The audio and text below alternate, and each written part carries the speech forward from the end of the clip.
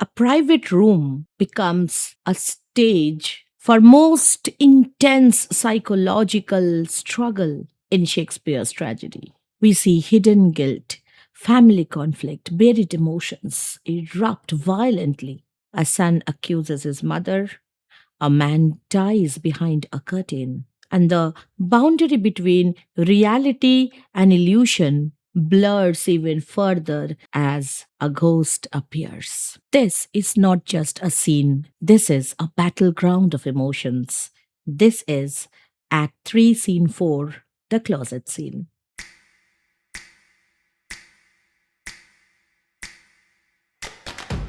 Why is it called the closet scene? A closet means a private chamber, not a wardrobe, okay? These private chambers were for personal conversations, prayers, and this private space becomes an appropriate zone where we will be seeing a lot of emotional drama. We see Queen Gertrude and Polonius. Polonius knows that Hamlet is about to come and meet his mother.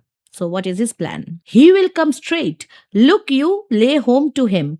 So, you get it straight to his brain that he needs to correct his behavior. Tell him his pranks have been too broad to bear with, and that your grace had screened and stood between much heat and him. I'll sconce me even here. Pray you be round with him. So he decides to stay there while the conversation would go on between Hamlet and his mother.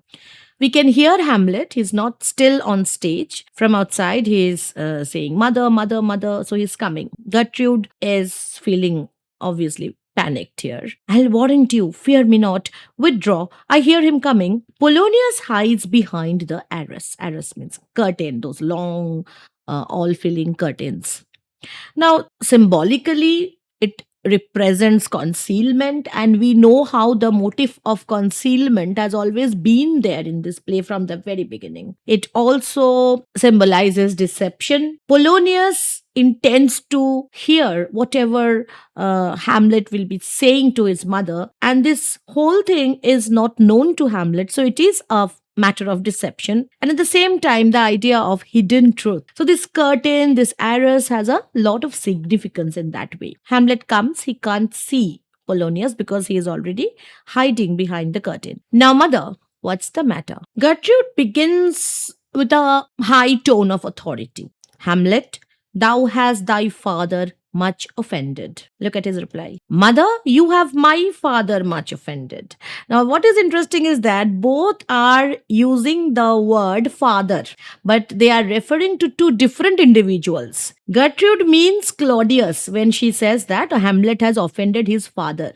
Because at the present moment, Claudius, being Gertrude's husband, is technically the father of Hamlet, or the stepfather. But from a different perspective, Hamlet, since he refuses to accept Claudius as his father, he says that you have offended my real father. Come, come, you answer with an idle tongue. So she is not happy with the reply. Go, go, you question with a wicked tongue. So from the very first moment, we see Hamlet is in an aggressive mood. He is not up for any kind of nonsense and he wants to get straight to the point. Why? How now, Hamlet? What's the matter now? Have you forgot me? Now, Gertrude is now trying other tricks. She first tried to be aggressive, authoritative, but that didn't work well.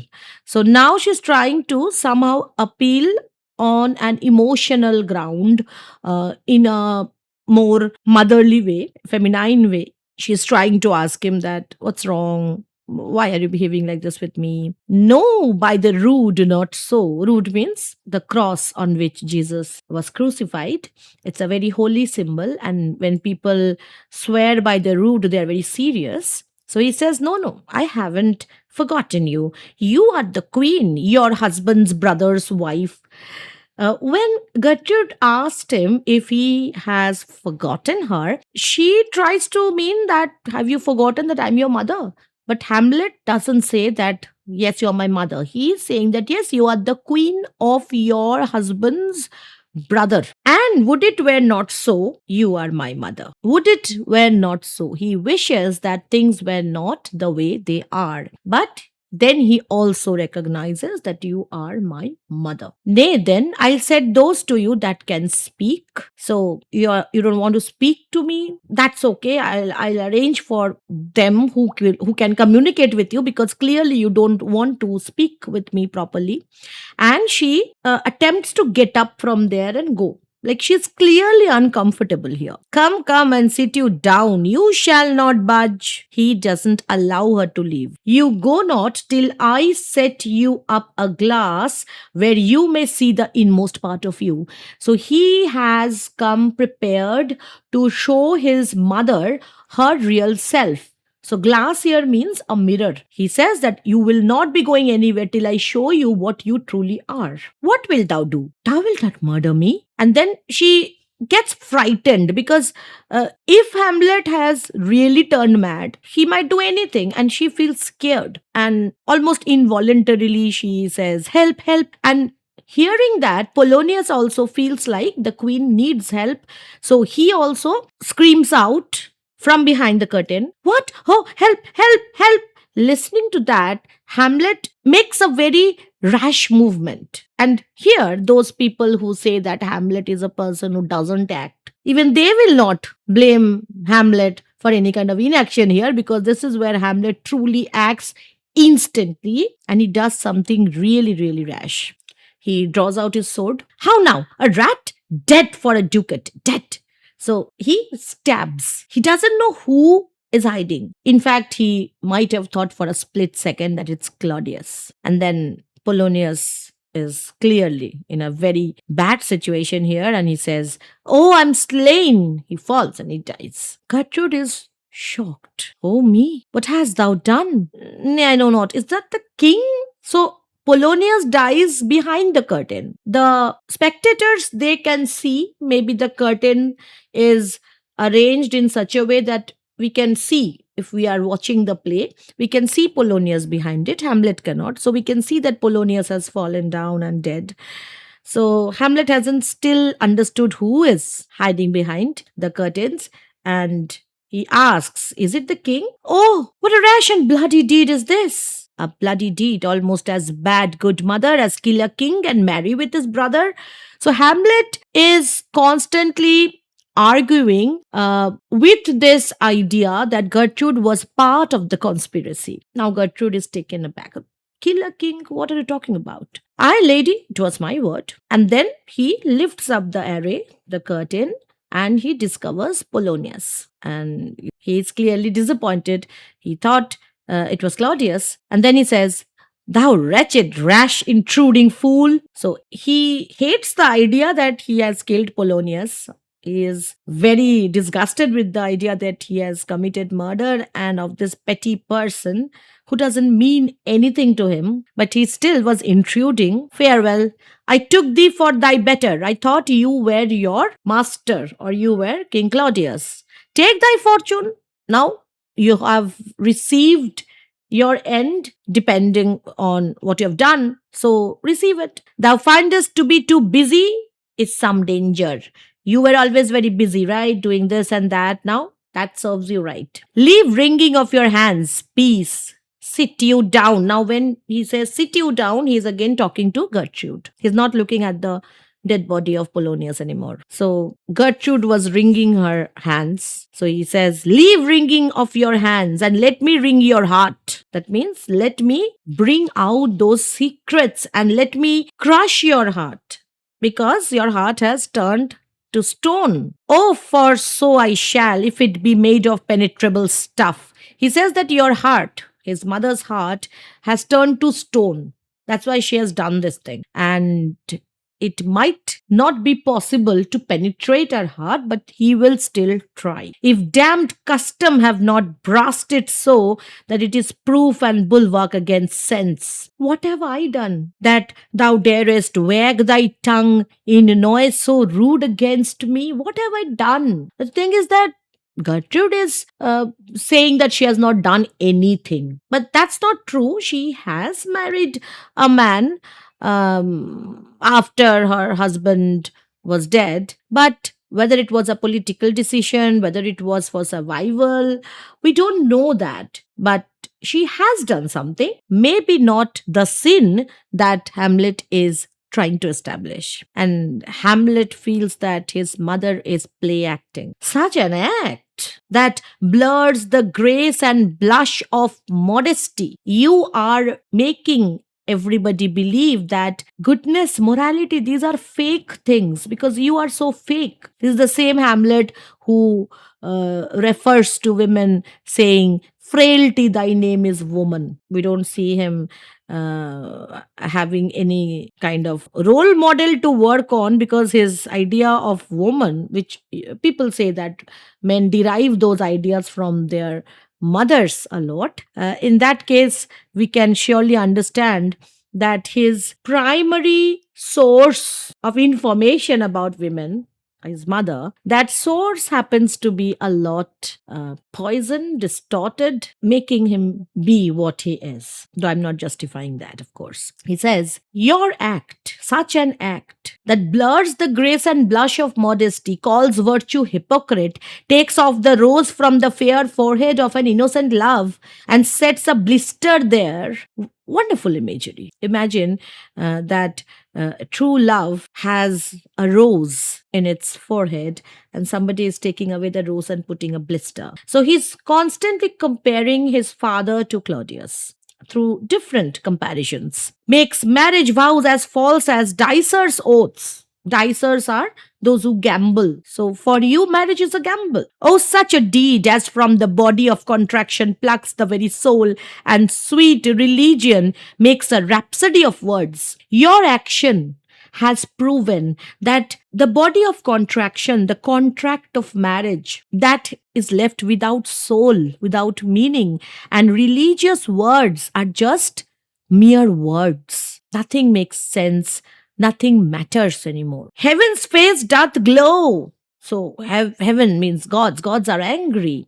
Yeah, this solidity and compound mass with trustful visage as against the doom is thought sick at the act. This entire universe is horrified, thought sick at your act. And Gertrude says, what act? What have I done that roars so loud and thunders in the index? And then Hamlet compares the portraits of his father and Claudius. Look here upon this picture. So he holds up, or maybe the portraits are hanging up there on the wall and he's showing them. Look here upon this picture, and on this, the counterfeit presentment of two brothers. See what a grace. Now he's describing his own father, King Hamlet. See what a grace was seated on this brow, Hyperion's curls, Hyperion, the sun god. So very glorious face. The front of Jove himself, an eye like Mars. Mars is the god of war. So very, very intense eyes. To threaten and command, a station like the herald Mercury, new lighted on a heaven-kissing hill. A combination. So not just Hyperion. He brings in all these references to different gods like Jove, Mars, Mercury, as if his father was a combination of all these divine qualities. A combination and a form indeed, where every god did seem to set his seal, to give his mark. Every god gave some power, gave something to him, so that he becomes like an example to the world. This is the ideal man, ideal king. To give the world assurance of a man. This was your husband. Look you now what follows, and then he shows the portrait of Claudius. Here is your husband, like a mildewed ear. Now, mildew or mildew, this is like a bacteria. Now, ear doesn't mean human being's ear. Ear is ear of corn. So when crops are attacked by this fungus or they get rotten, he is referring to Claudius as a rotten ear of corn. Very subhuman and disgusting image. Blasting his wholesome brother. Have you eyes?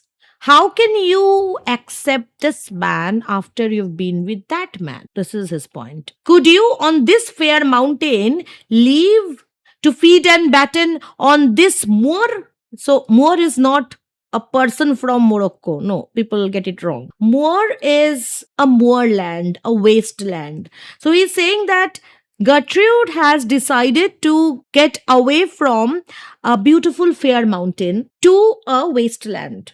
That was life with her husband. This is life with Claudius. So that's why Hamlet says she doesn't have eyes. Huh? Have you eyes? You cannot call it love, for at your age, the heyday in the blood is tame. You can't say that you have desire because you have grown old. Now, yes, I can almost hear objections from many of you, and it's a legitimate objection that he is taking it for granted that women will have desire only up to a certain age, beyond which desire in women is not excusable or acceptable for him. Desire that is disruptive of family life. This is his stand. And then he says, it's humble and waits upon judgment. So when you grow older, then your desire should take a back step. And what judgment would step from this to this? So he's pointing at the two portraits. Sense, sure you have. Else, could you not have motion? So, of course, you are living, moving around. So, it's not that you don't have sense. But sure, that sense is apoplexed. Your sense is completely clouded. For madness would not err. He says that I don't think you are a mad person because even a mad person would not make a mistake like this. So he goes on cursing his mother, and then he says, eyes without feeling, feeling without sight, ears without hands or eyes, smelling sans all. And then he is again like not even stopping for a second and continuing, oh shame, where is thy blush? So we can understand from his words that Gertrude has completely got stunned by his overflow of powerful emotions. She's completely white. Rebellious hell, if thou canst mutine in a matron's bones. So he's saying that matron is a grown woman, an aged woman. So he says that if an aged woman acts in this rebellious manner because of bodily desire, to flaming youth let virtue be as wax. Then young women, they would simply not care for virtue. For them, virtue will just melt away. The whole concept would not exist because if aged women behave like this, what to expect from young women? Again, Hamlet's tone is pretty conservative here. And melt in her own fire. Proclaim no shame when the compulsive ardor gives the charge, since Frost herself, since Frost itself, so he is comparing Gertrude to Frost because she is aged. So he says that we can't blame young people to commit mistakes because here I see in front of me a woman who has reached the end of her life almost. Frost itself as actively doth burn and reason panders will. So, from a modern perspective, Hamlet's speech can be seen as a misogynistic approach, at least. He judges his mother, and he judges his mother entirely through her sexuality, assuming that older women should not possess or express sexual desire. He attacks her remarriage, her physical attraction to Claudius, her desire, and even her age. And this imbalance has led many feminist critics to criticize Hamlet, at least the way he is behaving towards Gertrude. And previously, also, we have seen the insensitive way he talks to Ophelia. Gertrude can't tolerate this, and she says, please stop. Oh, Hamlet, speak no more. Thou turnest mine eyes into my very soul. Now she's feeling very sad. So we see a change is coming upon her, and there I see such black and grained spots as will not leave their tint. Now we are getting curious. What black spots are there that she's talking about? Has she also conspired with Claudius? Nay, but to live is the rank sweat of an enseamed bed. So you have gotten yourself in a situation where you are living the life of a prostitute almost, stewed in corruption, honeying and making love over the nasty sty. Sty is the whorehouse. Oh, speak to me no more. These words, like daggers, enter in mine ears. No more, sweet Hamlet. A murderer and a villain, a slave that is not 20th part the tithe of your precedent lord, a vice of kings. So you have done this for whom? Who is not anywhere comparable to your dead husband. A cut purse of the empire and the rule, that from a shelf the precious diadem stole. Diadem is that crown. He has stolen the glory of this kingdom and put it in his pocket. No more a king of shreds and patches. So he goes on cursing. And right when he is almost aggressively, literally, physically, probably bending on his mother with his curses, the ghost enters. Save me and hover over me with your wings, you heavenly gods. What would your gracious figure? So, right when the ghost enters, Hamlet addresses the ghost and he asks, what do you want? And Gertrude cannot see the ghost. So, she feels there's something wrong with my son because he is speaking to the walls. No, there's nobody there. Alas, he is mad. Do you not come your tardy son to chide? Have you come here to rebuke me? That lapsed in time and passion, let's go by the important acting of your dread command. So he feels that the ghost may have come to rebuke him because he's wasting time and he has not followed through the order of the ghost. Oh, say, and the ghost speaks. Do not forget, this visitation is but to whet thy almost blunted purpose. So I have arrived to reawaken in you the purpose. That means what Hamlet is doing in Gertrude's chamber is not at all helping his purpose. And the ghost doesn't approve of this. This is wasting time. But look, amazement on thy mother sits. O step between her and her fighting soul, conceit in weakest bodies, strongest works. Speak to her, Hamlet. Now, the thing is that Gertrude is sitting almost paralyzed. She cannot see the ghost. She can hear Hamlet speak to something or someone. And the ghost wants Hamlet to speak to Gertrude because Gertrude is clearly looking shocked. How is it with you, lady? Alas, how is it with you? That you do bend your eye on vacancy? You're looking at something which is vacant. You're just out of focus. And with the incorporeal air do hold discourse. You are talking to. Hold discourse means you're speaking to air. What's wrong with you? And you asking me what's wrong with me? Forth at your eyes, your spirits wildly peep. Your whole attitude is so weird. You're looking at vacant spots. What's wrong? And then she asks, whereon do you look? On him, on him. Hamlet can still see the ghost. Gertrude cannot. Look you, how pale he glares, his form and cause conjoined, preaching to stones would make them capable. Do not look upon me. Gertrude is still continuing to look at Hamlet because of course she can't see the ghost and she is clearly scared here. And then Queen Gertrude is saying, to whom do you speak this? Do you see nothing there? Nothing at all? Yet all that is, I see. So whatever is there, I can see. I can't say I can't see nothing. I can see the room. I can see she was about to say probably I can see the dead Polonius, but I can't see what is not there. Nor did you nothing here? No, nothing but ourselves. Why, look you there. Look how it steals away. And we can imagine, or at least as we are able to see the ghost, we can see the ghost is now going out of the stage. So Hamlet is telling that it is stealing away. And the interesting thing is that he is using the pronoun it. Earlier, he referred to the ghost as he. Now he is saying it. So this, sometimes he uses he, sometimes it. It's as if he's very ambiguous towards the ghost. Maybe there's a part of him which the educated Hamlet, the scholar Hamlet, the part which is scientific minded, maybe it still refuses to believe that this ghost is real. And that part maybe pops out at times when he refers to the ghost with the expression it. My father in his habit as he lived, habit means dress. Look where he goes even now out At the portal, Gertrude was not able to see anything. This is the very coinage of your brain. This bodiless creation ecstasy is very cunning in. The thing is that earlier, when the ghost arrived, we had other witnesses. You remember? But in this scene, when the ghost arrives, Gertrude cannot see the ghost. So we may have this doubt, is the ghost really present, or is it a projection of Hamlet's mind? Now,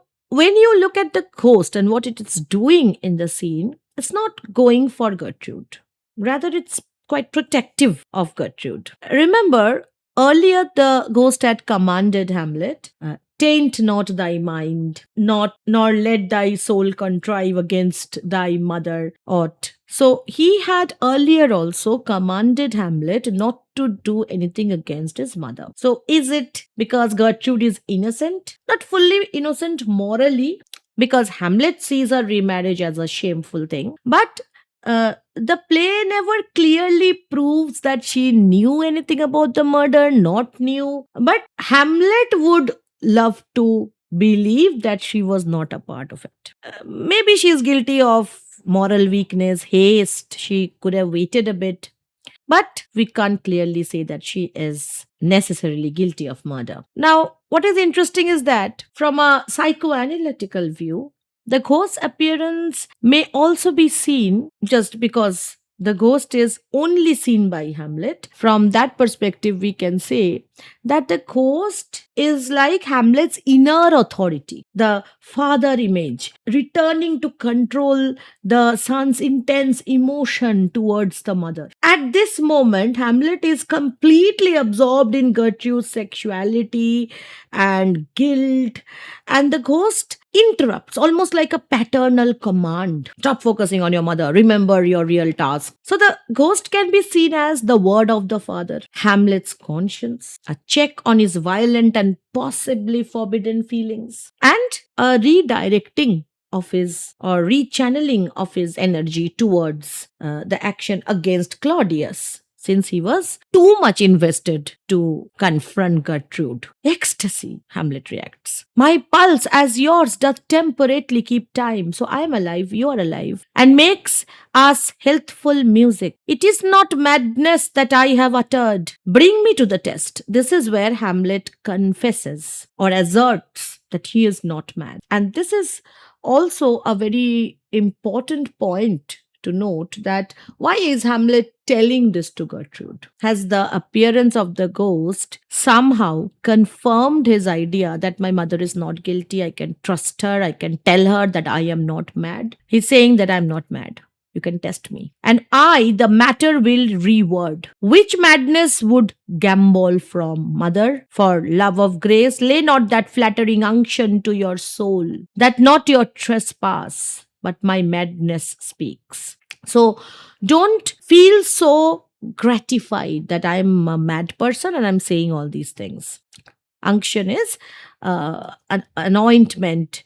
In certain rites of the church, they use that holy oil to anoint sometimes when somebody becomes a king. So it's a soothing ointment. And he says that don't soothe your soul with the self-gratifying feeling that my son is mad, so he's saying all this. It will but skin and film the ulcerous space, whilst rank corruption, mining all within, infects unseen. So you can gloss over the whole thing. Like when somebody has ulcer kind of wound and the skin glosses over. But if it is not cured from within, then it keeps festering, getting more and more infected. So he says that don't gloss over things. Confess. And he is behaving almost like a priest here. Confess yourself to heaven. Repent what is past. Avoid what is to come.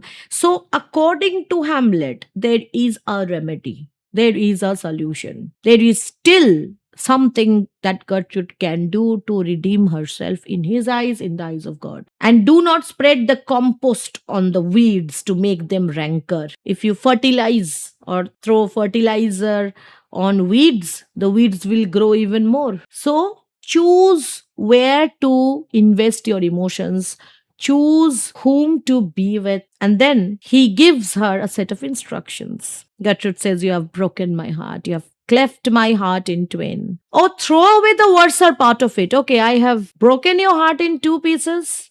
One part belongs to my father, one part belongs to Claudius. Throw the part away which belongs to Claudius. And he gives her a set of rigid instructions. "And leave the purer with the other half. Good night, but go not to mine uncle's bed. Assume a virtue if you have it not." So he's saying that even if you feel like going to uncle's bed, don't go. Pretend that you're not interested. That monster custom, who all sense doth eat, you are going to his bed because you are used to that. You are accustomed to that. So you break that custom, because custom is like a monster. Of habits, devil is angel yet in this. But there is also a plus side to custom, that if you continuously stop yourself from going to Claudius, it will also become a habit. That to the use of actions fair and good, he likewise gives a frock or livery. So if you continuously do some action, that becomes your identity, your uniform livery. Okay. Refrain tonight, and that shall lend a kind of easiness to the next abstinence, the next more easy.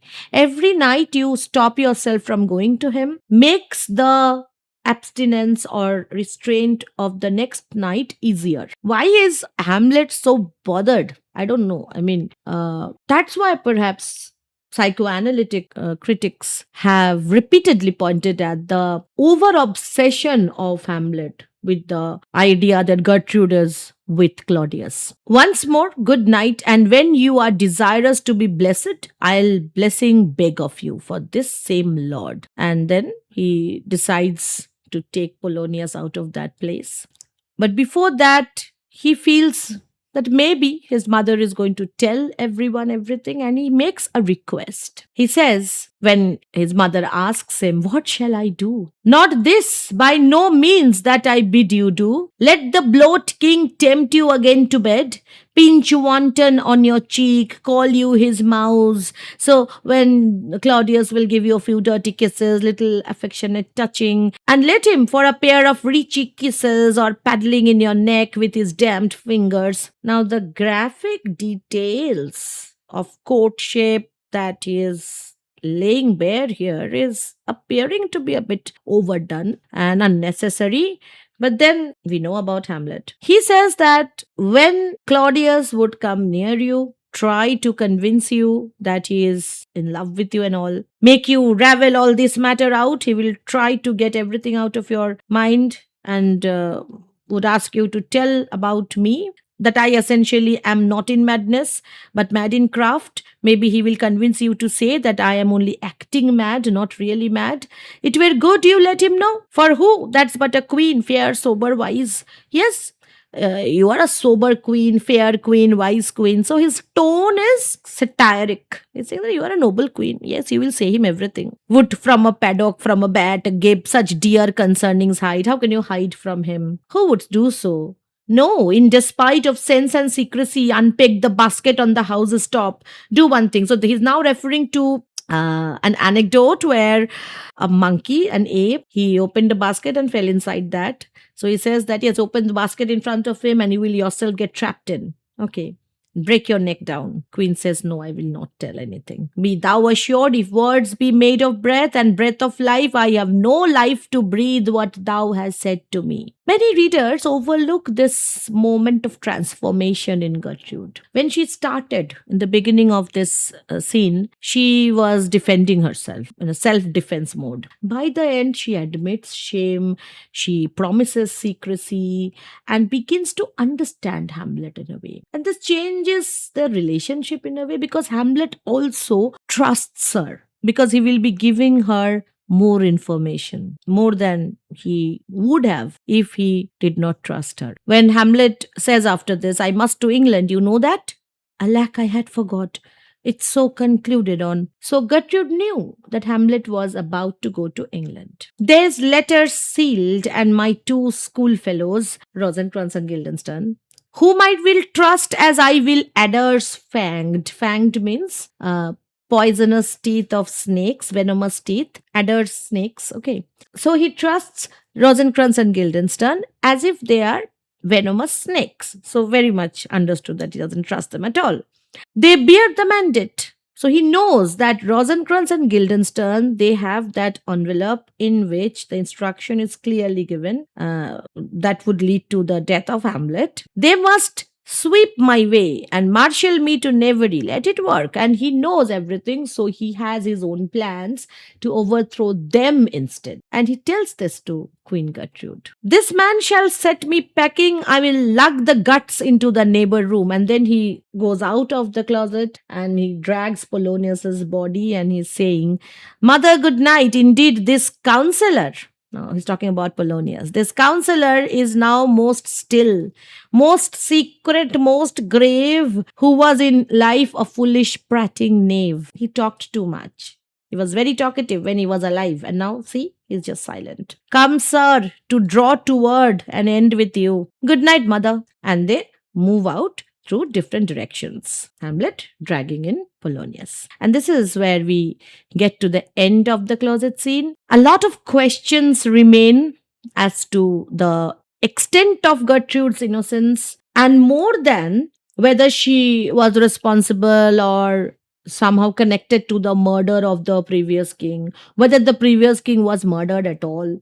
All these questions are there. But more than that, a question pops up in our minds that she knew that Hamlet was supposed to be sent to England. It was decided. But she has not said a single thing about that to him till he gave that information to her. You might say that she was too shocked. The whole episode was too shocking and it was natural for her to forget things. But then we still are not sure. We, as the readers, as the spectators, the viewers, we are still not sure that her loyalties are exactly more tilted towards whose side she is still on. We hope she is on Hamlet's side, but the closet scene ends with this interesting prick to our minds. This brings us to the end of the scene, and I'll see you very soon with the next scene. Till then, stay subscribed, stay connected. This is Monami Mukherjee signing off. Bye bye.